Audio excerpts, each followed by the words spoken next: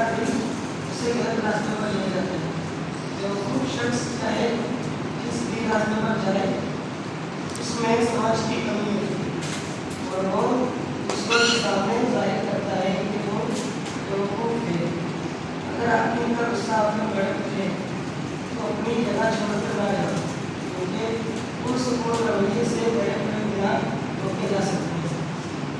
मैंने सूरज तले की बात देखी, एक ऐसी गंदी जो कुरान कहते हैं, वो उनको को बहुत से आधा अमल किए जाते हैं, मगर काबिल लोग मामूलियों पर लेते हैं।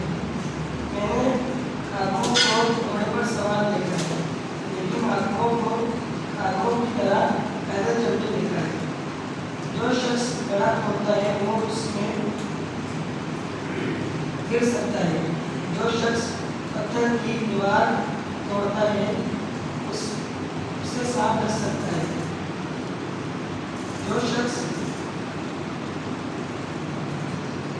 पत्थर काटता है उससे उनकी वजह से चोट लग सकती है, और जो शख्स लकड़ियाँ चीरता है वो उनकी वजह से खतरे में पड़ सकता है।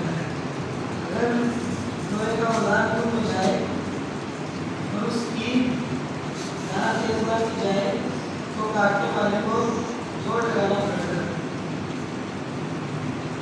लेकिन दानिशमंदी कामयाबी का बाइस करती है।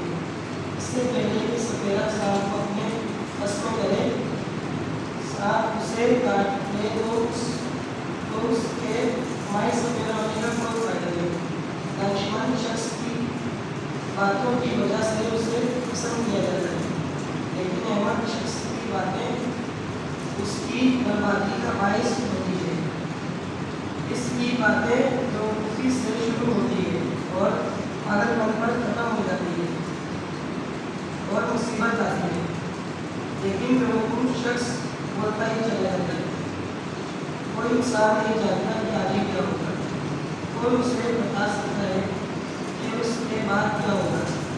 अहमद शख्स की मेहनत उसे बता देती है, क्योंकि वो ये तक नहीं जानता कि शहर का जाने वाला रास्ता कैसे ढूंढना है। उसकी उस मुल्क का नाम उस मुल्क का बड़ा हुआ हाल होता है जिसका बादशाह महज लड़का हो और जिसके हाकिम सुबह सवेरे ज़ियाफ़तें बनाना शुरू कर देते हो। वो मुल्क बड़ा खुशबाश है जिसका बादशाह नवाबों का बेटा हो और जिसके हाकिम मुनासिब वक्त पर तवानाई हासिल करते हो।